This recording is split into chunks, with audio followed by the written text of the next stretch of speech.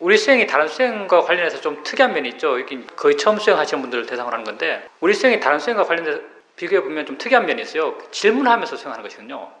이제 발연결을 일으키는 것, 자연이차 대상이야. 발연결을 일으키는 것은 경전에 나와요. 부처님 그렇게 하라고 했죠.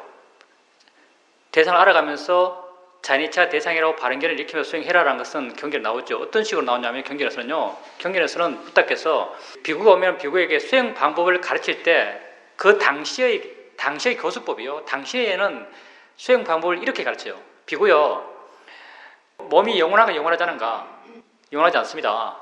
영원하지 않은 것이 고통인가 즐거움인가? 고통입니다. 영원하지 않고 고통스러운 것을 너 지나라고 할 수 있느냐? 할 수 없습니다. 이렇게 가르쳐요. 이게 사실 수행 가르친 것이거든요. 지금 우리의 언어 사용법에 비춰서 보면 이건 거꾸로 해석해야죠. 비구요, 몸을 볼 때 고통이라는 발연결을 갖고 봐라. 몸을 볼 때 너의 것이 아니라는 발연결을 갖고 봐라. 몸을 볼 때 영원하지 않다는 발연결을 갖고 봐라. 이렇게 현대 문법으로는 그렇게 해석되는 거죠. 그때 당시에는 이렇게 가르쳤어요. 비구요, 몸이 영원한가? 너의 것인가? 고통인가? 이렇게 가르쳤던 것이거든요. 그래서 우리는 물론 무상고 무아 가운데 무아적 시각을 중심으로 수행해가고, 무아라는 말을 자연의 이치다라는 말로 바꿔 사용하죠. 무아라는 말을 많은 사람들이 오해하니까요. 그래서 무아라는 말 대신 자연의 이치라는 말을 사용합니다. 이런 수행법, 수행 테크닉적 방법은 경전에서 그대로 갖고 왔다고 말할 수 있어요. 근데 이제 뭐가 일어나고 있지? 이런 것들. 뭐가 일어나고 있지? 뭐가 알아지지? 이것 말고 뭘 할 수 있지? 이런 질문들 있잖아요. 이런 질문하라 그래요. 이런 질문들은 모르겠습니다. 내가 모든 수행을 다 하는 건 아니기 때문에 확정적으로 말할 수 없지만 아마 우리 수행의 가장 독특한 방법 가운데 하나 같아요. 이렇게 질문을 하게 되면 우리가 바라는 마음의 상태가 돼요. 우리가 수행해서 바라는 마음 상태가 질문을 통해서 이루어져요. 뭐가 일어나고 있지라고 묻게 되면요, 우리가 어떤 마음 상태를 이 수행에서 바라냐면 깨어있고 가볍고 활기차고 관심 있는 마음, 그러면서도 대상에 대해서 집착하지 않는 마음, 이런 마음을 원해요. 이 수행에서. 뭐가 일어나고 있지라고 묻게 되면요, 내 마음이 대상을 향해 가는 게 아니라요, 내 마음이 내 안으로 들어와요. 그리고 마음의 활발함, 깨어있음, 이런 마음의 힘이 좋아져요. 그러면서 내게 알아지지 않았던 어떤 것이 드러나요. 내게 알아지지 않았던 어떤 것이 드러난다는 게 뭘 말하냐면요, 마음의 활발한 힘이 좋아졌다는 거죠. 내가 개입하지 않고 억지로 어떤 마음을 일으키려는 나의 노력 없이 그냥 나는 단순하게 내 자신에게 묻는 거죠. 뭐가 일어나고 있지라고 묻게 되면요, 순간 마음 힘이 좋아지면서 어떤 것이 알아져요. 그게 누가 알겠어요? 여러분 마음이 아는 거죠? 그죠? 여러분 마음이 알아요. 뭐가 알아지지? 뭐가 일어나고 있지라고 묻게 되면요, 알아지지 않던 게 알아져요. 이게 무슨 말이죠? 여러분 마음이 변했다는 거죠. 대상이 약한 소리에서 큰 소리가 됐어요? 대상이 희미했다고 분명해졌어요? 아니잖아요. 여러분 마음이 변해서 알아지지 않았던 대상이 알아진 거죠. 뭐가 일어나고 있지라는 질문이요, 여러분 마음 상태를 변화시켜요. 우리가 수행적으로 원하는 마음 상태로, 깨어있고 활기찬 마음 상태로 마음을 변화시키는 거죠. 뭐가 일어나고 있지? 뭐가 알아지지? 여러분은 질문만 하지만요, 이 질문을 통해서 여러분 마음이 바뀌어요. 그래서 우리 수행은 질문하는 것에 대해서 수행 방법론적으로 많은 말을 하고요, 그 질문하는 내용 가운데 뭐가 일어나고 있지? 이런 질문들, 그리고 하나에 집중되면 이것 말고 뭘 할 수 있지? 이런 질문들을 많이 하라 그러죠. 내가 개입하지 않으면서 내 마음 상태를 바람직한 수행의 상태로 만들어주기 때문에 질문을 하면서 수행하십시오. 특히 수행 초반기에. 그리고 수행하면서 마음이 조금씩 좋아져가면서 질문을 했을 때 자기 마음이 변한다는 걸 알 수 있을 거예요. 밝아지고 가벼워지고 넓어진 듯 느껴져요. 마음이 활발해지면서. 그런 마음의 변화를 느껴보시고요. 그리고 자연이차 대상이다. 여러분 수행 왜 하죠? 마음이 좋아지기 위해서, 또 어떤 측면에서는 지혜가 나기 위해서. 지혜란 것이 일면 대단해 보이잖아요. 지혜, 뭐 통찰지, 반야 이런 걸 많이 쓰죠. 다 지혜를 이야기해요. 지혜가 여러분에게 멀리 있는 게 아니에요. 우리가 기본적으로 지혜의 가능성을 갖고 있고요. 지혜가 우리 마음에 내재되어 있어요. 그거 꺼내쓰기가 쉬워요, 사실은요. 우리가 지혜를요, 너무 크게, 너무 대단하게 보기 때문에 지혜는 내가 수행하고 한참의 시간이 지난 뒤에 어느 순간 도달할 어떤 도달점, 수행의 목적, 이렇게 생각하는데 우리에게 이미 지혜가 있습니다. 근데 부탁해서 그래서 지혜를 문사수 3이라고 말하죠. 문해도 지혜의 작용을 해요. 지혜는 마음의 작용이에요. 내가 만약 대상이야 라고 안다 해서 이게 지혜가 아니에요. 이건 말이죠, 말. 대상이야는 말이죠. 자연이 이치야 라고 안다 했어요. 이게 지혜가 아니에요. 지혜는요, 마음이고요. 마음은 작용이에요. 지혜가 작용하는 방향은 언제나 한 방향이죠. 물론 모든 마음이 한 방향이니까. 아는 마음은 아는 그 작용의 방향이고, 화내는 마음은 화내는 그 하나의 방향이고, 지혜는 지혜의 그 하나의 방향이에요. 지혜의 방향은 어떤 방향인가? 물러나는 방향, 가벼워지는 방향. 사실 한 방향인데 이 한 방향을 이쪽에서 표현해서 물러난다 표현하고, 이쪽에서 표현해서 가벼워진다 표현하고, 이쪽에서 표현해서 밝아진다 표현하고, 이쪽에서 표현해서 또 자유로워진다고 표현하는 거죠. 이게 지혜의 방향이에요. 문사수 3회 할 때요, 들어서 아는 것도 이런 작용을 일으켜요. 예를 들어서 여러분이 아까 내가 기초수행법을 하면서 자연이치다 대상이다 에 대해서 왜 자연이치인가 설명했어요. 왜 대상인가에 대해서 설명했죠. 들으면서 그런 것 같다고 이해했어요. 그러길 바랍니다. 자연이치다, 내가 하는 것이 아니고 지가 저절로 일어난다. 아, 그렇네. 정말 눈 뜨면 보네. 내가 안 불러다 보잖아요. 내 말 듣기 싫은 사람 지금 안 들어보세요. 한번. 안 들을 수 있나? 안 들을 수 없잖아요. 내가 하려 하지 않아도 저절로 되는구나. 아, 자연이치 맞네 라고 수긍해요. 이게 문해요. 그리고 대상이다. 대상이라는 건 좀 힘들죠. 이해하기가 사실은요. 약간의 경험과 사고력이 필요하죠. 대상이다. 대상이라는 것은 생각이라면 내가 아들 생각하면 아들 생각이 있는 것이 아들이 있는 게 아니거든요. 아들이 있는 것도 아닌데 아들 걱정할 필요가 뭐가 있겠어요. 생각 때문에 걱정할 필요가 없는 거죠. 보여지는 것, 이 사람이 보여주고 있다면, 이분이, 이 행자님이 보여주고 있다면 저 옆에 벽도 보여주고 있어요. 이 둘이 뭐가 다르겠어요? 내가 안다는 것이었어. 그래서 대상이에요.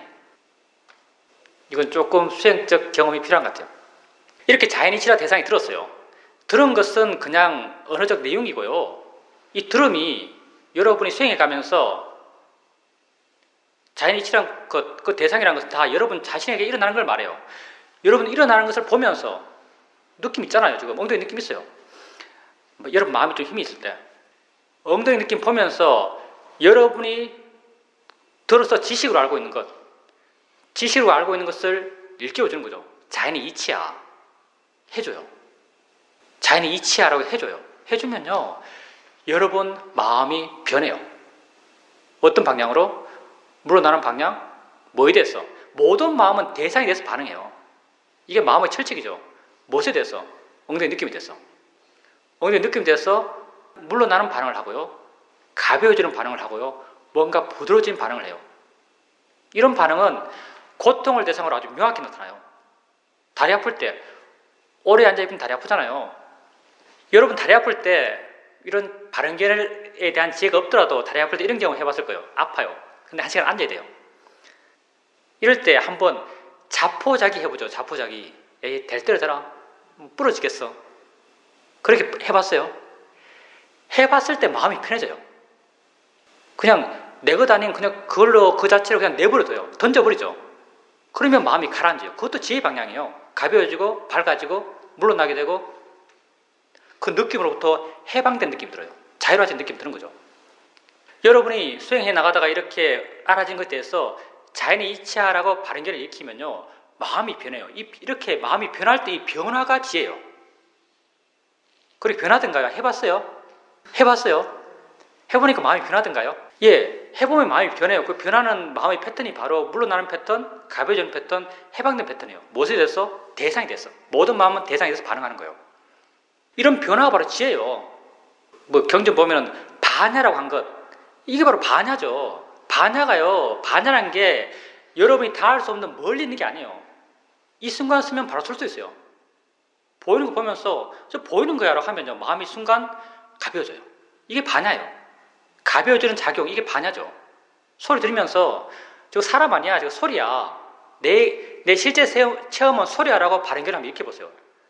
내가 직접 내 삶의 진실이 뭔지 한번 일깨워줘 보세요. 소리야라고 해보세요.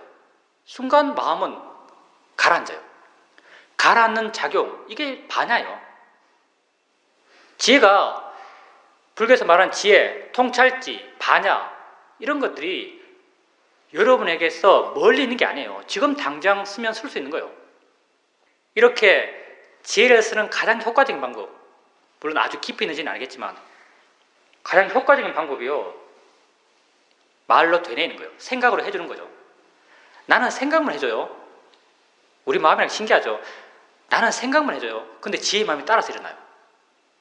보살님이 만약에 자연의 이치하라고 할 때 자연의 이치하라고 그냥 말만 떠올리는 거죠. 그것을 자연의 이치하라는 발언결을 일으켜주는 거죠. 이렇게 하면서 자연의 이치를 이해한 지혜를 끌고 와서 일으키는 게 아니잖아요. 그냥 엉덩이 느낌 알면서 이건 자연의 이치하라고 발언결을 일으켜줘요. 지혜를 어떻게 끌고 와서 일으킨 게 아니에요. 근데 자연의 이치하라고 발언결을 일으켜주면요, 순간 지혜가 따라서 일어나요. 이게 우리 마음의 신기죠, 사실은요. 이걸 누가 일으켜요? 예, 마음 스스로가 일어나는 거예요. 이때 우리는 마음 스스로. 이게 무아죠, 사실은. 마음 스스로 일어나는 그게 무아요. 이렇게 일어나는 마음이 바로 무아적 현상이에요. 우리 마음의 내재적 조건이죠. 우리가요, 어떤 그런 내용들을 일으켜주면요, 그 내용을 따라서 마음이 일어나요. 나쁜 것도 마찬가지거든요. 여러분이 어떤 사람에 대해서 보면서 저 사람이 날 속였어 라고 생각해요. 그럼 화가 따라 일어나요. 날 속였어라고 생각할 때 화 일으키려 그러나요? 아니에요. 난 생각만 해요. 내가 의도적으로 해나가는 건 생각뿐이죠. 근데 저 사람이 날 속였어라고 생각하면 자연스럽게 화가 따라서 일어나요. 이게 따라서 일어나는 화, 이게 법이에요. 무아적 현상이죠. 지가 따라서 일어나는 거죠.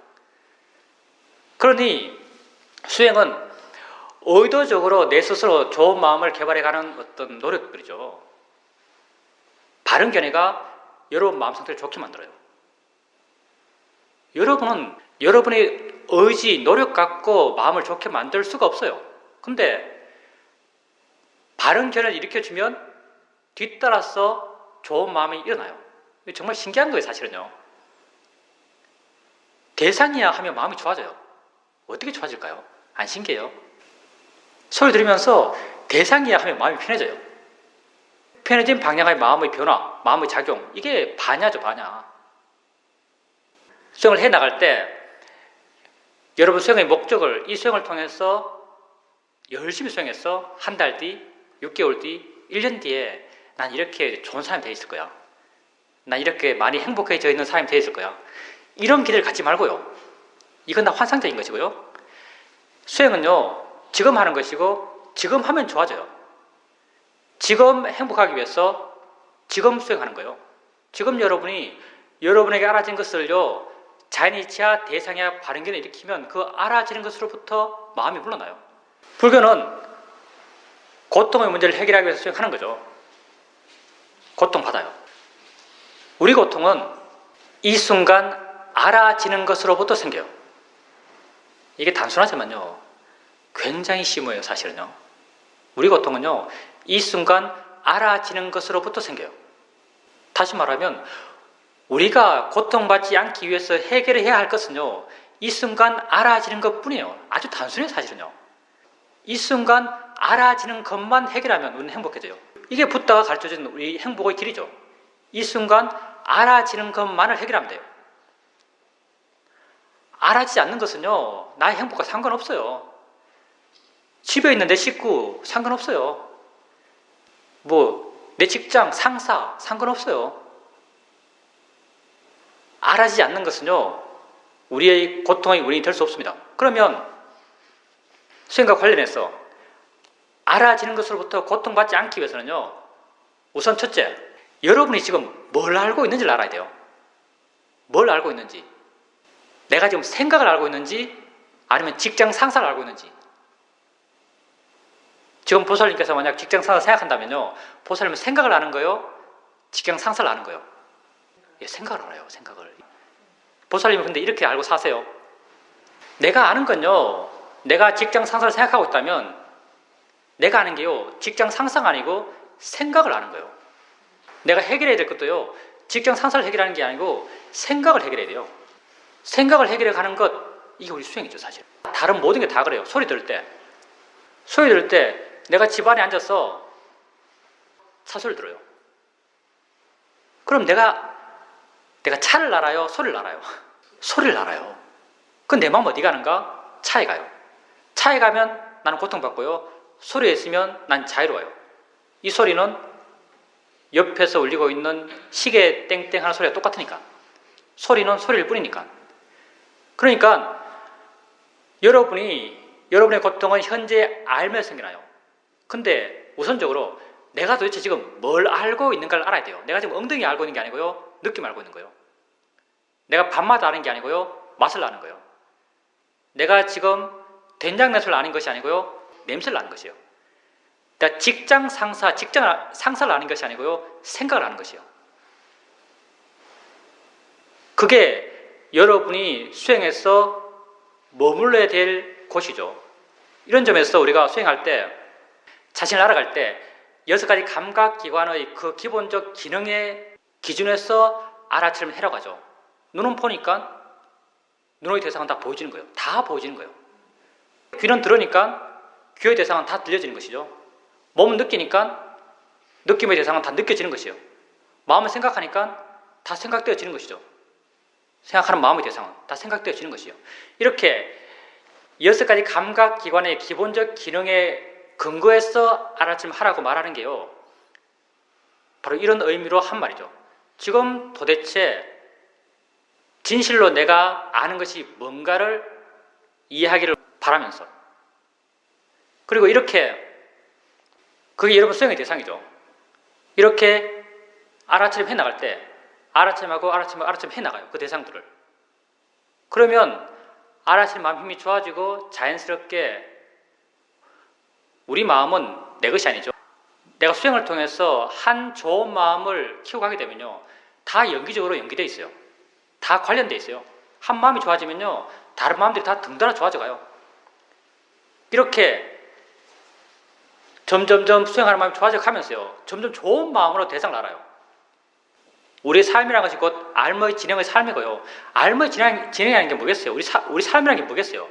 뭔가를 계속 알아가는 게 우리 삶이에요. 뭔가를 계속 알아가는 것이 우리 삶이죠.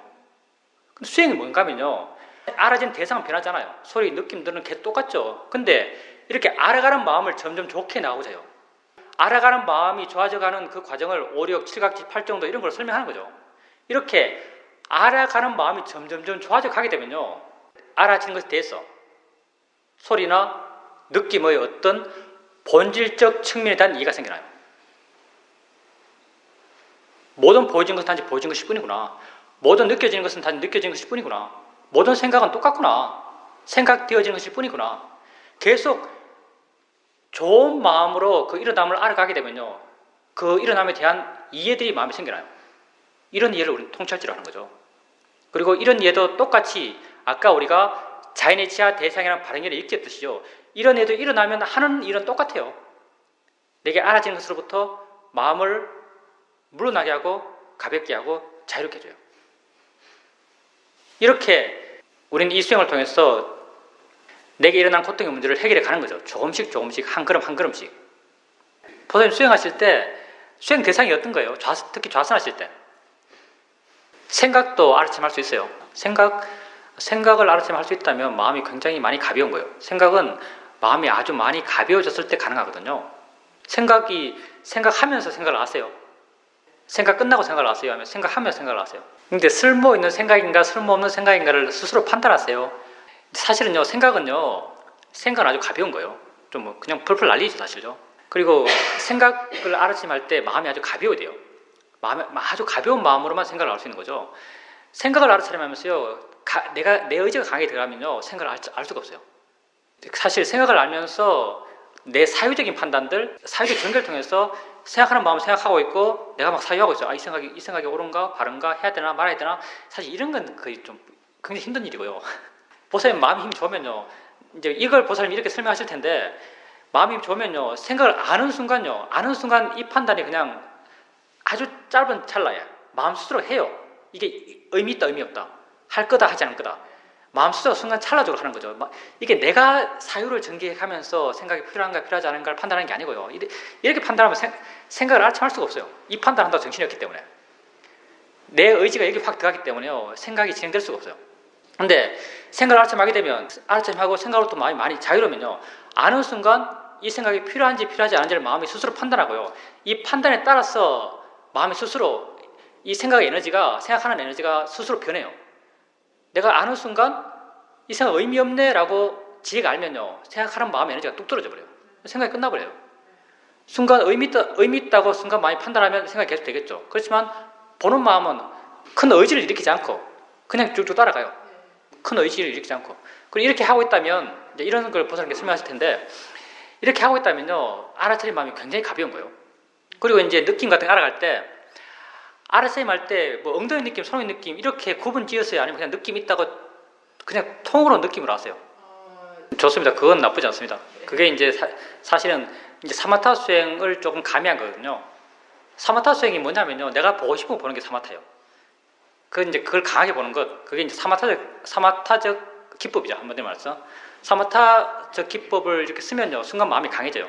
내가 에너지를 많이 태우면요, 내가 에너지를 태우는 걸로 마음을 깨어나요. 마음은 여러 가지로 깨어나는데, 수행 초반기에 마음의 상태가 안 좋을 때 나를 깨우는 방법은 나의 에너지예요. 에너지 막 태워요. 보려는 노력을 통해서 깨어있죠. 그래서 수행을 좀 해나가다 보면 마음의 고유한 힘으로 깨어있어요. 마음이 이렇게 고유한 게 힘이 돼가지고 이 힘으로 쭉 깨어있게 돼요. 육바사나 수행에 더 능숙해지면요, 나중에는 관심으로 깨어있어요. 일어나는 게 계속 신기해요. 어떻게 보지? 어떻게 듣지? 내가 뭐지? 알미 뭐지? 마음이 뭔데 일어날까? 이렇게 내가 알아차림한 대상에 대해서 끊임없는 관심이 일어나요. 관심으로 깨어있죠. 처음엔 노력으로, 사마디로 관심을 깨어있어요. 이렇게 수행의 기본적 에너지가 점점 변해가요. 그러니까 수행 상태가 안 좋을 때는요, 깨울 수 있는 방법은 노력이에요. 보살님이 하는 거죠. 마음의 상태가 안 좋으면 하나를 강하게 봐오래요. 이게 에너지를 태우는 거거든요. 이걸 통해서 마음을 깨울 수 있는 거죠. 이렇게 한 대상 알아갈 때, 이 보살님이 말하는 게 아니고 다른 분도 들으라고 하는 거예요. 한 대상 알아갈 때 내가 다음 뭘 알겠다고 정해놓고 가세요? 아니면 알아지는 걸 가세요? 좋습니다. 알아지는 걸 가요. 이게 아주 기본적이지만 아주 중요한 거죠. 사실 알아지는 것을 옮겨가고 알아지는 것을 옮겨가면요, 이렇게 해나가도 나중엔 다 이렇게 돼나가요. 우리가 나중에 수행이 잘 됐을 때 어떤 상태에 알아지면 된다는 것을 설명하지만요, 실제 그 기본 출발은요, 내가 한 대상 알고 마음이 저절로 아는 것, 마음이 저절로 아는 것이 바로 법이 일어나는 것이거든요. 지가 조건도 일어나는 거예요. 마음이 저절로 아는 것을 사후적으로 가서 알아요. 또 마음이 저절로 아는 것을 사후적으로 가서 알아요. 이런 패턴으로 계속 수행해 나가면요, 우리가 말했던 수행을 계속해 나가면 마음이 좋아졌을 때 이렇게 수행된다는 그런 상태로 자연스럽게 나아가요. 근데 우리는 뭐 다 설명하지만, 그러면 그렇게 마음이 좋아졌을 때 나중에는 그냥 물러나서 전체적인 걸 한꺼번에 알아요. 특정한 무엇을 알려고 하지 않고 여러 알아진 것을 한꺼번에 아세요. 그 상태 계속될 때 아는가라는 질문을 해보세요. 해보니까 뭐 건져지는 게 있어요. 사실은 보살님이 지금 여러 가지 대상이 알아지고 있잖아요. 여러 느낌들, 여러 소리들 들리고 있어요. 대상들이 알아지고 있어요.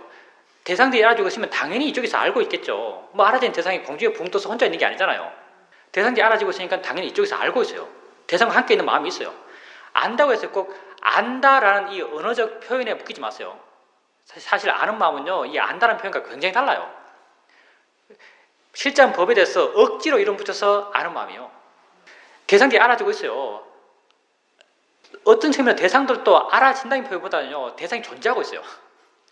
있는 거죠. 그냥 느낌이 있는 거예요. 알아진다는 표현도 사실 억지스러운 거죠. 느낌이 존재하고 있어요. 느낌이 있고요, 소리가 존재하고 있어요. 근데 느낌과 소리가요, 자기 혼자 그렇게 존재할 수가 없어요. 내 알면서, 물론 존재는 내 알면서요. 내 알면서 이 혼자 존재할 수가 없어요. 뭔가 다른 존재가 함께 있기 때문에 그래요. 뭔가 다른 존재가 함께 있어서 이것과 함께 작용하고 있어요. 이 함께 작용하는 걸 연기라고 그러는 거죠. 불교에서는. 이 알아진 대상을 향해서요, 대상이 알아지고 있는데 이 알아지는 대상을 향해서 한번 물어보는 거예요. 아는가라고. 대상들이 알아지고 있으니까 당연히 알고 있어요. 근데 내 마음의 힘이 아직 약하기 때문에 안다는 것이 아직 이해되지 않아요. 수행해 나가다가 이런 어떤 무의지적인 알아차림, 알려고 애쓰지 않는 그런 알아차림이 좀 자연스럽고 힘이 있고 잘 될 때는 마음이 힘이 있다고 느껴져요. 그리고 그렇게 알아지는 상태에 대한 어떤 관심도 생기고 궁금함, 이런 에너지가 느껴져요. 이럴 때 알아지는 대상을 향해서요, 아는가라고 자기에게 물어봐요. 아니, 단순하게 물으세요. 아는가라고. 그러면요, 어쩌면 보살님께서는요, 아는가라고 물으면서 보살님이 생각하고 있는 아는 마음이 이걸 거야 라고 전제를 깔고 있을 거예요. 어떤 측면에서는 보살님이 기대하고 있는 아는 마음이 있을 거예요. 이런 아는 마음이 있지 않을까라고 기대할지 모르겠는데요, 보살님이 이해한 아는 마음은 보살님이 기대했던 아는 마음과 전혀 상관없는 마음이에요. 처음에는요, 대상이 알아지고 있어요. 그러면 아는가 물으면요, 대상 혼자 있는 것이 아니고 대상과 함께 있는 다른 무엇의 존재감이 느껴져요. 뭐가 있는 듯이 느껴져요. 이게 사실 아는 마음이에요. 대상과 함께 있는 무엇의 존재감이 느껴지는 거죠. 한번 해보세요. 언어적으로 표현할 때는 그렇게 표현할 수 있어요. 아는 마음을 다시 알아라, 이렇게 표현해요. 아는 마음을 다시 알아라 그러면요, 굉장히 그게 억지스럽게 되고요, 그 말 따라서 하게 되면요, 다시 알아차린다는 게 굉장히 좀 우리의 노력을 강요하는 것처럼 느껴져요. 그렇게 하지 마시고요, 대상이 알아지고 있어요. 대상이 알아지고 있을 때요, 알아지고 있을 때 아는 마음이 있어요, 분명히. 대상과 함께 작용하는.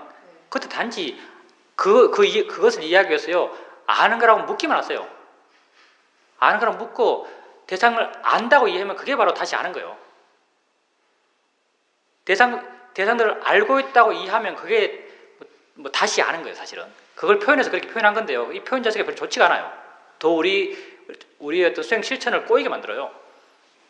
그냥 대상들이 알아주고 있고 마음이 좋을 때 아는가라고 물어보세요. 그러면 대상과 함께 있는 무엇이 있는 듯한 존재감이 느껴져요. 그럼 그게 아는 마음을 아는 거예요. 그렇게 자꾸 해나가다 보면 그 존재감이 어떤 작용으로 조금씩 분명해져 갈 거예요. 지금은 그렇게 알아질 때 아는가라고 물으면서 그렇게 수행해 가시면 됩니다. 그리고 알아가면서 자연의 이치다 대상이라는 바른 견해를 종종 일으키세요. 일으켜주면은 어떤 마음의 변화가 느껴지세요. 근데 자주 일으키세요? 아니면 가끔 일으키세요? 바른 견해를 일으키는 게 아주 중요해요. 일어난 것일 뿐이다, 대상이다, 저절로 일어난 거다, 자연의 이치다, 이런 바른 견해를 일으켜주세요. 내가 변화시키는 거죠. 난 세상을 변화시킬 수 없어요. 내가 변할 뿐이에요. 그리고 내 자신이 바르게 변하는 것이 세상을 가장 바르게 변화시킬 수 있는 나의 최선의 노력을 하는 거예요, 사실은. 그게 나를 바르게 하는 게 세상을 바르게 하기 위한 최선의 노력을 내가 이 순간 하고 있는 거죠. 우선 그 좌선을 거의 하지 않고 일상의 삶에서 활동하면서 수행하신다 하셨는데, 그게 뭐 바르다 바르지 않다고 말할 수 없고요.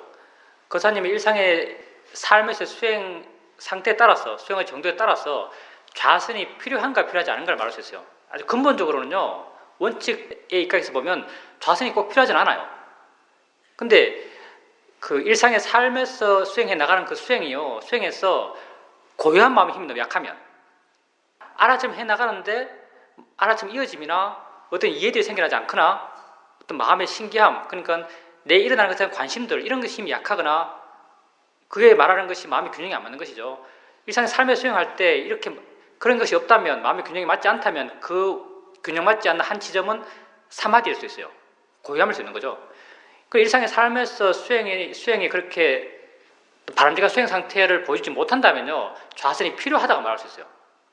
왜냐하면 좌선을 하게 되면 몸이 고요하고, 몸이 고요하면 억지로라도 마음은 고요해져요. 이렇게 고요한 마음을 키우는 거죠. 근데 만약 일상의 삶의 수행이 바람직하고 깨어있고 힘있고 관심있고 하다면은 좌선은 필요하지 않죠. 근데 일상의 삶에서 이미 고요한 마음의 힘이 커져가고 있다고 말할 수 있어요. 고요함이라는 게 꼭 좌선해야만 생기는 게 아니거든요. 우리가 말하는 고요함은요, 대상으로부터 자유로운 고요함이에요. 대상에 대해서 반응하지 않기 때문에 고요한 것이죠. 거사님의 일상의 삶에서의 수행을 들어보면요, 거사님이 일상의 삶에서 수행을 아주 잘하고 계신 것 같아요. 일상의 삶에서 이어져 나가는 게, 뭐 아까 거사님이 뭐 대상을 아는가, 대상이 알아지는가, 이런 말을 하셨어요. 표현이 정확하게 뭐였죠? 뭐 어떤 사람 말장난을 하기도 하겠지만 그 사장님이 정말 거기서 궁금하세요? 우리가 수행해 나가면서 진정한 궁금한 마음이 일어났을 때 그 마음의 느낌이 어떤지 알잖아요. 알고 싶어하는 마음, 궁금함, 신기함 이런 마음의 느낌을 알아요. 그 사장님께서 번뇌가 있어요. 번뇌가 있을 때 번뇌를 알고 있는데 이 아는 게 번뇌가 알아지는 것인지 내가 번뇌를 알고 있는 것인지 이게 뭐냐면요. 내게 알아진 것에 대한 존재 신비함이거든요. 이 번뇌라는 존재가 어떻게 존재하는지 궁금해요.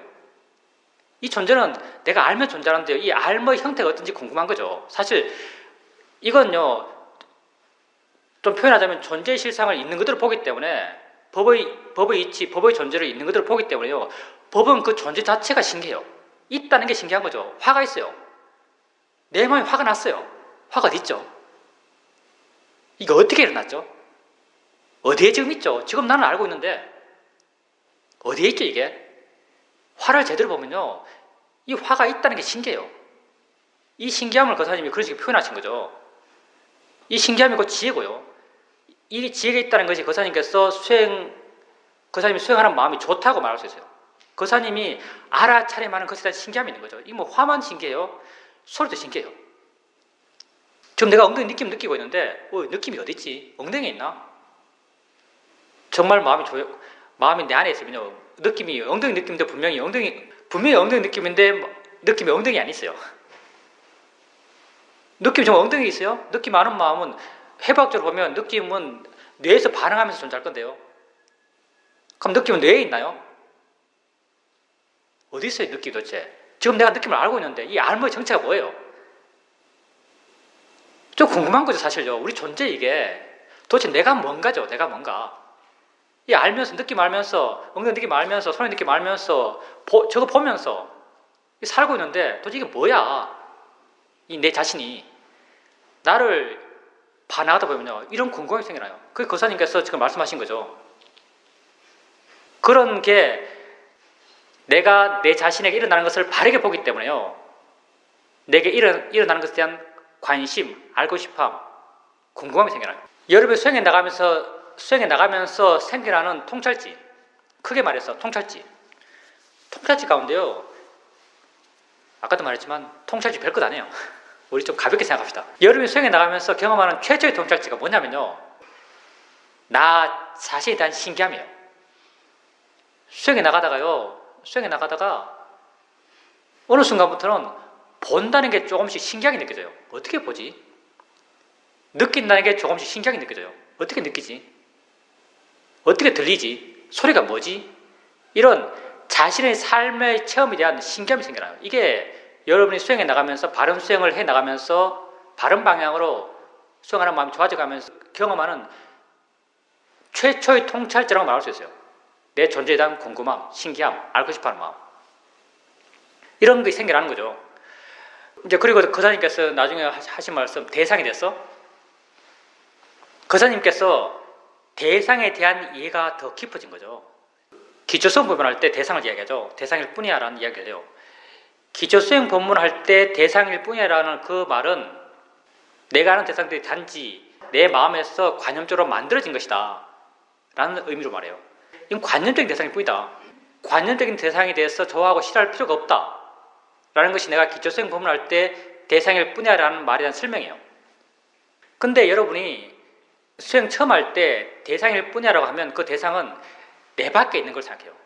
나와 상관없이 내 밖에 존재하는 무엇, 내 밖에 있는 것이니까 내가 좋아할 필요도 싫어할 필요도 없다고 생각하는 거죠. 근데 수행을 해 나가면서 여러분이 맨 처음 이해했던 이런 대상에 대한 이해는요 계속 변해가요. 지혜는 계속 변해가거든요. 깊이가 계속 깊어져가요. 이렇게 수행해 나가다 보면 대상이란 것이 내 밖에 있는 것이 아니고 날 향해 오고 있는 무엇으로 이해해요. 날 향해 오고 있는 무엇이요. 이것도 약간 관념이 들어갔죠. 어떤 관념이냐면 공간의 관념이에요. 내가 이걸 보고 있다면 처음에는 대상은 저 밖엔 저거예요. 저 내 밖엔 저거니까 내 밖에 있는 걸 내가 좋아할 것도 싫어할 것도 그건 뭐야 내 밖에 있는 건데 이게 맨 처음 대상일 뿐이야라는 말의 어떤 의미예요. 근데 자꾸 수행해 나가고 대상을 보는 마음이 점점 좋아져가요. 수행하는 마음이 좋아져가는 거죠. 이렇게 좋아져 가다 보면 어느 순간 대상은 뭐냐면요. 저게 아니고요. 날 향해 오고 있는 무엇이요? 날 향해 오고 있는 이 무엇은요, 공간감이 있어요. 공간은 관념이거든요. 완벽한 어떤 법에 대한 이해는 아니죠. 날 향해 오고 있는 무엇을 이해해요. 이 오고 있는 무엇은 모양도 색깔도 위치도 크기도 없어요. 근데 점점점 여러분이 아는 마음에 대한 이해가 점점 깊어져 가면요, 마음에 대한 이해가 점점 깊어져 가면 대상은 마음과 함께 반응하는 것인데, 오고 있는 이 공간 속에서는요, 눈에 닿기 이전에 공간을 가리면서 뭐가 오고 있다면요, 오고 있는 동안은 마음과 반응하지 않아요. 마음이 알지 못하는 것은요, 없는 거예요. 알고 보니까 공간을 가리면서 오는 대상이라는 게 없어요. 나중에는 대상이란 건요, 마음이 알 때 순간 대상이 있는 거예요. 이게 연기죠. 마음이 알 때 순간 대상이 있어요. 공간을 가르고 있다든가 저 밖에 있다든가 이럴 때는요, 대상은 내가 아니에요. 나란 건 여기 존재하고 있고요, 대상은 나의 존재 밖에 있는 거예요. 근데 자기에 대한 이해가 점점 깊어져 가면요, 대상은 내가 아는 순간 그때 존재해요. 이때부터 대상은요, 내 밖에 있는 것이 아니고요, 나의 존재의 한 부분이 돼요. 소리가요, 내 밖에 있는 게 아니에요. 소리가 곧 나예요. 여러분 밖에 있는 소리를 듣는 게 아니에요. 소리를 아는 순간 소리가 존재해요. 불교에서 물질은요, 마음이 작용할 때 물질이 존재해요. 마음이 없으면 물질도 없어요. 이게 연기잖아요. 이것이 있으면 저것이 있고 이것이 없으면 저것이 없다. 마음이 없으면 물질도 없어요. 대상이요, 마음이 없을 때는 대상도 없는 거예요. 마음이 있을 때 대상이 있어요. 이 대상은요, 내 밖에 있는 게 아니에요. 내 안에 있는 거죠. 물질이 곧 나의 한 부분이죠. 그렇기 때문에 나를 설명한 온 색수상 행식의 첫 번째, 그 색이 있어요. 물질이 나예요. 여러분의 삶을 이루는 모든 구성 요소들은요, 다 여러분 자신이에요. 소리가 밖에 있는 게 아니고요, 소리가 바로 여러분 자신이에요. 맛이 밖에 있는 게 아니고요, 맛이 곧 나 자신이에요. 신기하죠? 알고 들어가면요, 존재는 굉장히 신기해요. 보면 볼수록. 맛이 여러분 밖에 있는 게 아니에요. 맛이 곧 나예요. 소리가 곧 나예요. 냄새가 여러분 밖에 있는 게 아니에요. 냄새가 곧 나예요. 삶을 구성하는 모든 게 다 나 자신이죠. 이렇게 나에 대해서 알아가면 알아갈수록요, 나는 점점 신기한 존재가 돼가요. 이런 신기함을 느끼는 마음 또한 지혜죠.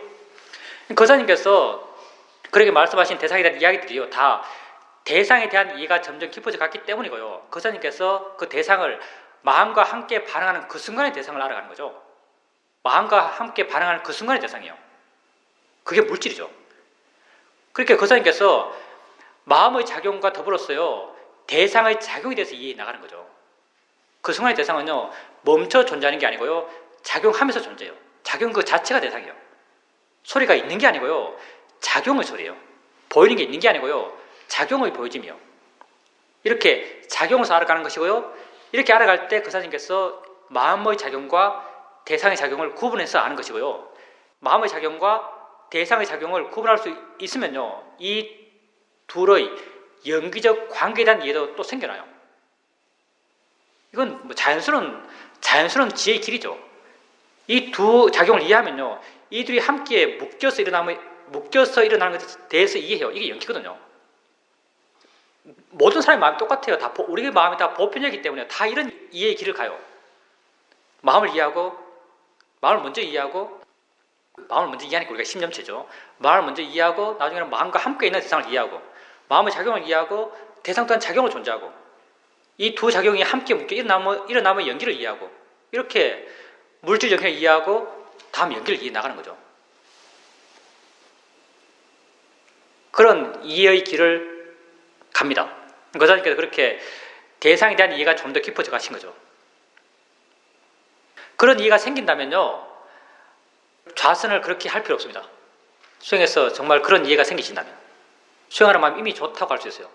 그리고 알아차림이 이어진 같은 경우, 딴 게 필요한 게 아니에요. 알아차림이 이어지면요, 거사님 마음이 거사님 안에 있으면 알아차림이 이어지고 있는 거예요. 뭐 처음 수행할 때처럼 그렇게 어색하게 억지로 하는 단계가 아니기 때문에요, 알아차림 이어짐을 마음이 내 안에 있는가 내 밖에 있는가를 보면서 알 수 있어요. 그리고 마음이 내 안에 있다면 이미 아는 마음을 알고 있어요. 내가 특정한 대상에 마음이 가지 않고 마음이 내 안에 있다면 그 상태는 이미 아는 마음을 알고 있는 상태예요. 그런 상태로 알아차림을 이어가면 됩니다. 마음의 힘이 기본적으로 좋아서 이 균형이 나중 되면 균형이 잘 안 무너져요. 고요함과 활발함의 균형이 잘 안 무너지죠. 그럴 때는 굳이 좌선과 경행을 뭘 꼭 해야 된다고 생각할 필요가 없는 거죠. 안한존자가 수다운이 됐잖아요. 부처님 돌아가실 때 안한존자의 과유가 수다운이에요. 그런데 부처님 돌아가신 난 뒤에 100일 후에 칠력굴에서 1차 결집이 있어요. 가섭존자가 주도하는 1차 결집이 있는 거죠. 1차 결집 참석 자격 요건이 뭐냐면 아라한이에요. 커트라인이 아라한이거든요. 아라한만 모이기로 했어요. 근데 이 안한존자는 수다운이잖아요. 빨리 아라한이 돼야 돼요. 그래야 참석하죠. 자기가 제일 많이 하는데. 그래서 아라한 데서 1차 결집에 참석하려고 수행 엄청 맹렬히 해요. 결집 전날까지. 결집 전날 안한존자가 수행했던 모습이 나오죠. 경전에. 뭐 하냐면요. 걷기밖에 안 해요. 밤새도록 걸어요. 밤새도록 걷는 거예요. 좌선이 결코 수행해서 절대인 게 아니에요. 밤새도록 걸어요. 안한존자. 그리고 새벽에 너무 몸이 피곤해서 너무 많이 걸어서 너무 몸이 피곤해서 좀 누워서 와선을 해야겠다라고 생각하고 눕는 그 순간 몸을 반쯤 기울여서 침대에 한 손을 짚고 몸을 반쯤 기울인 그 순간에 깨달아서 아라한이 되세요. 그러니까 우리가 수행을 통해서 이해를 키워가는 데 있어서 좌선이 반드시 필요한 건 아닙니다. 내 수행 상태가 안 좋을 때 억지로 내 마음의 균형을 맞춰가야 할 때 좌선을 해야죠. 근데 마음의 힘이 내재적으로 힘이 좋고 그 균형이 쉽게 잘 무너지지 않을 때는요. 굳이 좌선이 꼭 필요한 건 아닙니다. 알아차림이 이어지고 있다면 좌선이 그렇게 필요하잖아요. 예, 흔히 우리 다 겪는 거죠. 삶에서. 화가 나면 다 그렇게 반응해요. 그리고 내가 정해놓은 게 있으면 이렇게 돼야 된다고 정해놓은 게 있으면 거기에 이미 고통의 원인이 심어진 거예요. 사회들은 그걸 타임밤이라고 그러죠. 시한폭탄. 내가 뭔가에 대해서 이렇게 돼야 된다고 정해놓고 있으면 이미 고통의 씨앗은 심어진 것이고요. 그게 언제 색이 나서 언제 터질지 몰라요. 언제 꽃이 피고 언젠가 피겠죠. 그러니까 이제 보살님이 그런 상황에서 정한 게 있으니까 상황이 그렇게 돌아가지 않으니까 화가 나요. 화가 난 건 자연스러운 거죠. 만약 그게 화의 크기는요. 그 정함의 절대성에 비례해요. 정한 것이 강하면 강할수록 꼭 이렇게 돼야 하는 꼭의 강도가 크면 클수록요. 화가 커져요. 화가 났어요. 마음의 조건 속에 화가 나니까 어쩔 수 없는 거죠. 아주 강력히 화가 났을 거고 강력히 화가 났을 때는 알아차림 익숙하니까요. 당연히 그걸 알았을 거예요. 근데 안 것 가지고 해결이 안 되잖아요. 안 것 가지고 해결이 안 돼요. 근데 이제 그때 물론 그냥 화가 났고 화를 그냥 알았고 안 상태에서 화를 이해했다기보다는 화를 자제했죠. 그렇게 하면 안 되니까. 상황상 그렇게 아니니까. 화를 자제하면서 이제 뭐 그 사람 말 들어주고 뭐 할 말 하고 뭐 그럴 수 있다고 이야기해줬다고 했겠지만 아마도 상대에게 보살님 화는 전해졌을 거예요. 왜냐하면 화를 막을 수가 없거든요. 얘는 사회도가 여기서 아주 멋진 표현을 했죠.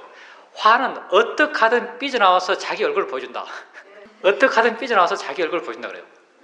내가 하는 말투, 또 말 끝맺음, 무슨 말의 그냥 높낮이 이런 것 하나하나에 다 화가 묻어 있어요. 그렇게 말을 했어요. 근데 이제 만약에 그럴 때 보살님께서 화가 강이 났을 때요. 그때 수행의 방향을 한번 제시해 줬더라면, 예를 들어서 이건 화의 마음이야 라고 스스로 생각해 주는 거죠. 화의 마음이야 라고 스스로 생각해 주면요. 보살님 마음에 화가 뭐에 대한 이해가 이미 있죠. 이미 이런 이해가 일어나요. 일어나서요. 마음에 약간 자유로운 공간을 만들어내요. 그리고 이런 공간이 만들어지면요. 그 다음 이런 전체적인 그림을 보고 있는 존재도 있거든요. 나라고 믿어지는 어떤 존재가 있어요. 이 존재에 대해서요. 내가 이렇게 사네라는 어떤 느낌, 내가 뭔가 좀 다르네 라는 느낌, 내가 좀 바르네 라는 느낌이 있어요. 화는 100처럼 커졌어요. 화는 100까지 가 있는데요. 이때 내가 이거 화의 마음이야 라고 해주면요. 순간 한 5 정도 되는 공간이 생겨요. 마음에. 자유로운 공간, 화에 지받지 않는 지혜가 만들어낸 자유로운 공간이 생겨나요. 그리고 이렇게 자유로운 공간을 만들어낸 나, 화에 대해서 화를 바르게 보려고 하는 나, 그 바르게 보는 노력을 통해서 뭔가 발음이 생긴 나, 이런 나에 대해서 뭔가 좀 마음의 느낌이 달라져요. 뭔가 다르다고 느껴져요. 이 다름이 사실은 행복감이거든요. 아무리 부정적인 게 있어도요, 우리는 행복할 수 있어요. 아무리 부정적인 게 있어도 난 행복할 수 있고요, 내 자신에 대한 자신감이 생겨나요. 나 자신에 대한 발음에 대한 확신이거든요. 이런 어떤 공간이 생겨나요. 다음에 쉽지 않겠지만, 나도 잘 못해요 사실은요. 말만 해요 이렇게. 마음의 에너지가 워낙 강하기 때문에 밀려가요. 이렇게 오염원, 이거 오염원 그래요. 오염원이 막 밀려내려오고 있어요. 오염원이 밀려내려오고 있는데요, 이 거꾸로 한번 쳐주는 것, 쳐주기가 진짜 힘들어요 이게. 내가 밀려가고 있는데 거꾸로 한번 이 밀려오는 것에 반응해봐요. 이 반응해보는 게요, 화일 뿐이야, 화의 마음이야 라고 해주는 거죠. 이렇게 해주는 게 정말 힘든데요, 노력으로 해주면요, 화일 뿐이야 라고 노력으로 해주면요, 내 마음에 잠재되어 있던 지혜가 일어나요. 그리고 이 지혜가 자유로운 공간을 만들어내요. 작더라도. 그리고 자유로운 공간을 확인하면서 나는 기뻐져요. 순간에 고통받는 부분도 있지만요, 기뻐의 마음도 일어나요. 나에 대한 확신도 생기라고. 그러면서 그 순간 자신의 존재에 대해서요, 약간 이상하다, 좀 야릇한 느낌이 들어요. 느낌이 묘한데요, 좀 야릇해요. 그때 자신에 대해서. 그렇게 해보기를 한번 기대해보고요, 저도 그렇게 한번 해봐야죠. 그리고 나중에 다른 분과 이야기하면서, 물론 화가 재료가 안 됐죠. 여러분 화가 재료가 안 돼요. 여러분요, 그때 나중에 하루 반 지나면서 알아서 계속 해나가면서 마음이 좀 고요해지고 차분해졌다고 말하지만요, 제로라는 게 굉장히 귀해요 사실은요. 여러분이 정말 화가 제로가 되는 순간을 체험하면요, 그걸 뭐라고 그러는지 아세요? 그걸 순간적 해탈이라고 불러요. 번뇌가 순간 제로 된 상태. 내가 열반을 체험해서 해탈한 게 아니고요, 번뇌가 제로가 됐을 때 그 상태를 순간적 해탈이라고 해요. 왜 순간적 해탈이라고 말하냐면요, 마음의 상태가 워낙 달라지기 때문에. 제로가 되는 그 땡 하면서 제로가 되면요, 여러분 마음은 그냥 폭발해버려요. 어떤 표현으로? 밝음으로 폭발해요 사실은요. 워낙 달라지기 때문에. 내가 미얀마에 있을 때 어떤 사람이 있어요. 정말 내가 미워하는 사람. 이유도 없어요. 본능적 미움. 보면 미워 그냥. 말하면 그게 가시야 나한테. 귀를 막 긁어요 그 사람 말하면. 그래서 가끔씩 피하는데, 피해도 바로 옆방에 살아서 못 피해요. 와서 못 두드려요. 그 사람 몇 마디 하면요, 화가 그냥, 내가 정말 그런 화는 그때 이전에도 거의 없었던 것 같고요, 그때 이후에도 거의 없어요. 엉치뼈에서 척추를 따라서 뭐가 이렇게 쭉 올라가요. 뭐 약간 시원한 느낌도 들어. 이게 쫙 올라가서 요 위에 딱 머물러요. 찡 하면서 머물러요. 화가 머리 끝까지 났다는 말, 나 그때 뭔지 알았어요. 정말 그게 화가 머리 끝까지 난 거예요. 엉치뼈에서 뭐가 맑고 깨끗한 느낌도 들어요. 이게 정말 맑고 깨끗하게 느껴져요. 뭔가 신호가요, 쭉 타고 올라가서 머리 끝에 딱 머물러 있는 거예요. 찡 하면서. 그럼 아무 생각이 없죠. 그냥 본능적으로 해결해요. 막 도망가지, 그냥 막 나가라고 그냥 밀어내고. 그런 사람이 한 명 있었습니다. 그러니까 수행하다가 좌선하고 있죠. 그 사람 생각이 났어요. 그 사람 생각 나니까 당연히 화가 났죠. 그때 수행 상태가 아주 좋았고 마음이 좋았죠. 화가 났는데 그 화의 마음을 봤어요. 화에 대한 어떤 기대감도 없었고요, 화를 어떻게 하겠다는 마음 전혀 없었어요. 그냥 화를 봤어요. 계속 그냥 보기만 했죠. 근데 워낙 마음의 힘이 좋고 바르게 화를 있는 그대로 봤기 때문에 어떻게 느껴지냐면 사이도도 한번 이렇게 표현하던데, 화를 보는데요, 내가 지금 이렇게 들고 있잖아요. 고개를 들고 있잖아요. 근데 화를 보는데요, 화가 여기 있고 화를 이래 보는 것 같아요. 눈이 여기 있고 눈의 방향이 이렇고요, 마음의 느낌이 그래요. 우리 약간 관념이요, 이렇게 보는 걸 자세하게 보는 생각하는 모양이에요. 사람들이 자세하게 볼 때 이렇게 보는 모양이에요. 그렇게 보세요. 자세히 볼 때 이걸 자세히 보면요, 들고 와서 이렇게 봐야 자세히 본다고 생각하는 것 같아요. 근데 우리 관념에서 뭘 자세히 본다면 갖고 와서 눈 밑에 놓고 이렇게 볼 때 이걸 자세하게 본다라고 느끼는 것 같아요. 마음을 볼 때도요, 마음을 아주 자세히 보면요, 아주 있는 그대로 자세히 보면 꼭 몸은 이렇게 들고 있는데 마음이 여기 있고 이 마음을 이렇게 보는 것 같아요. 내려다 보듯이 봐요. 이렇게 바로 계속 보고 있었어요. 내 느낌상. 이렇게 계속 보다가 그때 내 마음은 어떤 의도도 없어요. 어떻게 하겠다는 마음이 전혀 없어요. 이렇게 보다가 어느 순간 마음이 이렇게 말을 해요. 화이가 마음일 뿐이잖아 라고 말을 해요. 마음이. 화이가 마음일 뿐이잖아 라고 말을 하는 거죠. 그 순간 내가 화 이것은 단지 마음일 뿐이라는 것을 100% 완벽하게 이해했어요. 정말 마음에서 이건 100%야. 나는요 100% 이해가 생기면 이 100%를 내 마음의 느낌이 어떠냐면요 바닥까지 이해했어 이런 느낌 들어요. 난 100%라는 느낌이 안 들고요. 바닥을 짚은 느낌이요. 이해가 더 이상 내려갈 데가 없어요. 바닥을 짚은 느낌 들어요. 그 이해 깊이에서. 표현하자면 바닥이라는 게 좀 유치해 보이니까 100% 이야기하는 거예요. 나의 느낌은 바닥인데 100% 완벽하게 이해한 느낌 들어요. 지혜가 마음에 충만한 거죠. 지혜가 마음에 충만한 이 순간은요 번뇌가 제로인 순간이에요. 순간 마음은요 화났던 그 마음에서 완전히 전혀 다른 마음으로 바뀌어요. 깨어있고 밝고 행복하고 기쁘고 자유롭고 전혀 다른 마음으로 바뀌는 거죠. 이 지혜로 인해서 마음의 변화가 워낙 급격했어요. 아마 옛날 누군가가 이 상태에 대해서 이렇게 붙였을 거예요. 순간적 해탈이라고. 순간적으로 마음에서요 화가 제로가 돼요. 그러면요 마음은 완전히 바뀌어요. 그러니 보살님께서도 그렇게 화를 본다고 수행해 나가지만요 제로가 잘 안 돼요. 제로가 되면 벌써 많이 바뀌었죠. 제로란 건 내가 알 수 있어요. 마음이 워낙 순간 바뀌니까. 그러다 보니까 다른 사람과 이야기할 때도 그 화가 계속 삐져나와요. 순간순간. 삐져나올 때요 보살님 나중에 그렇게 하는 자신이 좀 비참하고 자기에 대해서 좀 안 좋은 느낌이 들잖아요. 이게 사실은 수행 못했단 말이에요. 그때도 보살님께서요 삐져나오는 마음을 내가 한 게 아니고요 마음이 지가 저렇게 한다고 생각하면요 그렇게 하면서도 재밌어요. 그렇게 하는 마음이 워낙 강하기 때문에 화난 그 마음이 화를 막 보여주려고 그래요.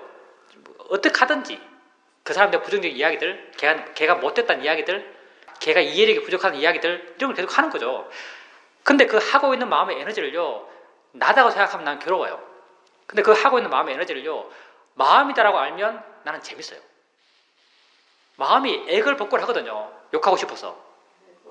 그리고 이렇게 애걸복걸 하면서 욕하고 싶어하는 마음을 보고 있으면 재밌고요.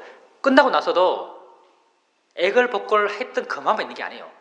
그걸 재밌게 생각했던 마음도 존재하는 거예요. 이게 지혜예요.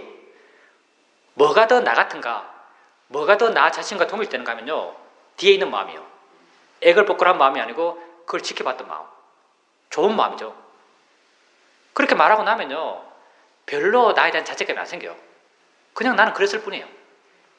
왜냐하면 나쁜 마음도 있었지만 좋은 마음도 있었어요. 그리고 좋은 마음이 내가 있다고 믿는 내게 더 가까워요. 그래서 아마 내가 잘했다는 생각이 더 들 가능성이 높을 것 같아요. 내가 못났다 보다요 내가 잘났다는 느낌이 더 많이 들 것 같아요. 왜냐하면 지켜봤던 마음, 지혜 있던 마음을 더 나와 동시하기 때문에. 그건 물론 약한 화할 때는 그렇게 할 거예요. 그렇죠? 예, 그게 꼭의 강도예요. 꼭의 강도. 꼭이 엄청 큰 거예요. 꼭 이래 된다 해서 그 꼭이 엄청 큰 거죠. 그러니까 화도 엄청 크게 나요. 내가 무엇을 체험하든 화를 체험하든 뭐를 체험하든 그 순간 수행하는 것이 가장 그 순간을 바르게 사는 방식이에요. 정말 수행, 법, 이 내용이 별로 안 많거든요. 내용이 별로 안 많아요. 그리고 수행 처음 할 때는 여러분 수행 처음 하는 사람은 굉장히 복잡해 보이죠. 이 수행 왜 이렇게 복잡해? 알아야 될 게 왜 이렇게 많아? 근데 수행 오래 하게 되고 아는 게 많아지면요 점점점 수행이 단순해지고요 아는 것도 점점점 이렇게 작아져 가요. 점점점 이게 종류가 줄어들어가요. 하여튼 그건요 내가 좋은 마음에 대해서 아주 말을 멋있게 해서 그런 게 아니고요 보살님께서 좋은 마음에 관심이 있고 보살님 마음에 그런 좋은 마음에 대한 이해가 생길 수 있는 조건들이 많이 갖춰졌기 때문에 그게 마음이 와닿은 거예요. 그 조건의 90%는 보살님 거고요 10% 정도가 내가 자극 준 거예요. 우리 삶에서의 어떤 좋은 것과 나쁜 것의 모든 원인들은요 내게 가장 큰 귀책 사유가 있습니다. 다 여러분 때문이에요. 좋은 것도 나쁜 것도. 보살님이 그랬죠. 나 인자이 생각났다 그래. 보살님이 계속 대상 이야기하고 대상의 작용을 이야기하고 대상을 이해하는 것을 이야기하고 해서 내가 계속 그것도 맞는데 그렇게 해도 되는데 결과는 똑같은데 그래도 우린 이러니까 이거 해봐라. 마음적으로 계속 돌리고 인터뷰도 계속 그렇게 인터뷰했던 기억이 나네요. 예, 사실은 똑같아요. 똑같은 거고요. 당연히 우리가 수행을 이해해 나가는 방향은 한 방향이에요. 우리는 법의 존재예요. 우리는 알머의 일어남의 존재고요. 모든 알머의 일어남은 법의 일어남이죠. 법의 일어남은 다 대상과 마음의 함께 작용이에요. 대상과 마음이 함께하는 작용이죠. 모든 알머의 일어남은 다 연기의 일어남이에요. 대상과 마음이 함께 일어난 가운데 그게 실제라면요. 무엇을 이해해도 상관없어요. 한 가지만 이해하면 돼요. 대상 한 가지만 이해돼요. 보여지는 것 한 가지 이해해도 모든 법을 다 이해해요. 우리가 수많은 것이 일어나고 수많은 암들이 있고 그 수많은 암들에 수많은 법이 있어요. 그 수많은 법 하나하나를 다 따라가면서 이해하지 않아요. 그렇게 이해할 능력도 안 되고요. 이해할 수도 없어요. 너무 많았어. 근데 그 수많은 법 가운데 한 법을 이해하면요. 그 수많은 법을 다 이해해요. 그 한 법은요. 마음 쪽에 있을 수도 있고 대상 쪽에 있을 수도 있어요. 대상 쪽에 한 법을 이해해도 상관없어요. 맞습니다. 당연히 그렇게 되죠. 왜냐하면 그때 보살님 말 통해 들어보면 아는 마음에 대한 이해가 명료해요. 아는 마음을 그냥 보는 게 아니고요. 대충 우리가 사실은 내가 어떤 특정한 대상을 알지 않고 특정한 대상을 알려는 마음을 내지 않고 마음을 내 안에 두고 있으면요. 그게 사실은 아는 마음을 아는 거예요. 근데 이때 이렇게 아는 마음을 알아갈 때 알아차림은 이어져 가지만요. 내가 알고 있는 것이 아는 마음이다라는 이해는 약해요. 사실 일반적인 상황에서 아는 마음이라는 이해는 약해요. 근데 보살님 같은 경우 그렇게 활동적으로 일을 하면서 그렇게 관심을 내게 두고 있을 때 알고 있는 게 아는 마음인데 그때는 아는 마음을 보고 있다. 아는 마음이다. 아는 작용이라는 이해도 분명해요. 이런 이해가 분명하다는 게 무슨 말이냐면요. 수행하는 마음에 지혜가 있단 말이에요. 지혜가 강하단 말이죠. 지혜의 힘이 좋은 거죠. 지혜의 힘이 좋으니까 당연히 그 알아낸 대상들, 모양들, 색깔들, 내용들 이런 것으로부터 마음은 자유로워요. 자유로우니까 그 일들을 대해서 객관적이니까 명료하게 알게 되고 명료하게 알게 되니까 일처리를 잘하는 거죠. 마음이 좋으니까 삶의 내용으로부터 자유로운 것이고요. 삶의 내용에 대해서 좀 더 무난하게 대처할 수 있는 거죠. 너무 당연한 거예요. 근데 그렇게 좋은 마음을 계속 유지하는 게 힘들죠. 예. 아는 마음을 계속 아는 건 쉬워요. 근데 아는 마음이라는 이해가 명료한 것이 계속되기 힘들어요. 마음의 힘이 아주 좋기 때문에, 지혜의 힘이 아주 좋기 때문에 그게 가능한 거죠. 지혜의 힘이 좋은데 뭐 문제될 게 뭐가 있겠어요? 맞습니다. 이치를 이해하면 자유로워져요. 근데 이치를 이해하는 것 정도에 머물면 안 돼요. 그거는 부족해요, 사실은요. 여러분 마음이 안 좋을 때, 여러분 마음 상태가 안 좋을 때요, 좋은 말 아무리 들어도 공허해요. 뭐 수행하십시오. 뭐 자연의 이치입니다. 뭐 대상입니다. 무슨 법의 이치입니다. 뭐 연기입니다. 마음 상태가 안 좋을 때는요, 그 말, 어떤 말 들어도 마음은 공허해요. 하고 싶은 마음도 안 생기고. 보살님께서 나는 그냥 내용만 말했죠. 나는 그냥 내용만 말했어요. 그 내용을 듣고 보살님 마음이 좋아졌다는 것은 보살님 마음이 편해지고 고해지고 자유로워졌다는 것은요, 지혜의 마음이 작용했단 말이고요. 보살님 마음에 그런 내재적 조건들, 그런 걸 받아들여서 내재화해서 지혜의 마음이 일어날 수 있는 조건들이 있었기 때문에 가능한 이야기죠. 그게 보살님이 평소에 일정 수준의 좋은 마음들을 수행을 통해서 계속 유지해 왔기 때문에 가능한 이야기예요. 수행했기 때문에 그런 좋은 마음들을 삶에서 체험할 수 있는 거죠. 내가 설명해줘서 그 설명의 내용을 이해해서 해결됐다, 이건 아니에요. 이건 있을 수가 없는 일이에요. 도덕책 읽으면 다 도인되게요. 보살님께 수행해 가면서 자기를 계속 알아가고 자기를 계속 알아가다 보면요, 자기에 대한 이해가 더 깊어져 가고 자기에 대한 이해가 깊어져 가다 보면요, 그런 사유적으로 생각해보면 좀 막연해 보이고 좀 이해하기 힘들다고 느껴지는 그 부분들도요, 내 마음에서 자연스럽게 일어난 지혜로서 이해하면요, 아주 단순해져요. 실제 체험하게 되면요, 실제 그런 이해를 자기가 알게 되는 것은 아주 단순해요. 그냥 그런 이해가 마음에 생길 뿐이에요. 그걸 말로 설명하기 복잡해지는 것이죠. 그리고 사유적으로 이해하면 그게 여전히 복잡한 것이고요. 보살님이 수행을 통해서 자기를 알아가면서 스스로 그런 마음의 작용, 대상의 작용, 서로 연기, 그 알모 일어남들, 내 존재, 이걸 이렇게 종목으로 나눠서 이것 이해하고 이것 이해하는 게 아니고요. 바른 수행을 해나가게 되면 이런 게 그냥 통째로 이해돼요. 다 사실 한 방향이고요. 어떤 면에서 다 하나예요. 그리고 이렇게 이해해 나가게 되면 그 전체, 그 모든 것이 다 너무나 단순한 거예요. 그리고 이렇게 이해돼서 일어남들, 그런 내 삶으로부터 나는 많이 자유로워져요. 하여튼 그렇게 수행에서 내적 수행적 이해에 대해서 그런 마음에서 새로운 느낌들이 생겨나는 것, 그것 또한 지혜거든요. 그렇게 계속 이해를 해 나가시고요. 기본은 보살님 스스로가 수행하는 거예요. 보살님 현재의 현재의 존재 이런 걸 어떤 생각을 통해서 이해해 나가는 한 방향이겠지만 수행해 나가면서 스스로 이해해 나가는 게 더 큰 줄기예요. 그게 우리가 해야 될 것이고요. 수행하는 걸 계속 하십시오. 예, 좋습니다. 그게 알아차림은 있어요. 알아차림은 있거든요. 그게 알아차림 맞아요. 뭘 하려고 할 때 한다고 알면 그게 알아차림이에요. 근데 알아차림의 대상이 법을 이해가는 방향은 아니에요. 오른손이다, 왼손이다, 잡는다 이런 것들은 다 관념이거든요. 관념을 알아가는 것이 법을 이해하는 방향은 아니죠. 그때 보살님에게 실제 알아진 것은 느낌이에요. 느낌을 알아갈 때 그게 법을 이해해 나가는 방향으로 알아가는 거죠. 법을 이해해 나가는 방향, 그 이해가 어떤 구체적 내용을 가지면 아까 거슬리면 그렇게 되는 거죠. 아는 마음, 대상, 연기, 일어남, 암, 존재, 진행. 이게 법에 대한 이해가 깊어져 나가면서 생겨난 내 존재에 대한 이해들이죠. 보살님께서 알아차림 해 나갈 때요, 우선적으로 그런 내용들을 알기보다요, 실제 지금 내게 알아지는 것이 뭔지 관심 갖고요, 실제 내게 알아지는 것을 아세요. 실제 내게 알아지는 것은요, 6가지 감각기관의 그 고유한 작용의 반대편에 있는 거예요. 보는 것의 반대편은 보여지는 것, 듣는 것의 반대편은 들려지는 것, 느끼는 것의 반대편은 느껴지는 것. 거기에 어떤 이름을, 물론 이름은 마음이 알아요. 저게 꽃이다, 저게 나무다, 저게 물이다, 알죠. 알지만요, 그건 마음 한편에 마음 스스로 하게 내버려 두고요, 수행하는 보살님은 모든 소리를 단지 소리로, 모든 느낌을 단지 느낌으로, 모든 보이는 것을 단지 보이는 것으로 관심 가지면서 알아가 보세요. 그건 이제 보살님께서 실제하는 법, 우리 수행에서는 실제하는 법 가운데 가장 먼저 이해해 나가는 것이 아는 마음이죠. 실제하는 법을 계속 봐나가면 이해가 저절로 생겨요. 보살님이 무상을 이해하려고 할 필요 없어요.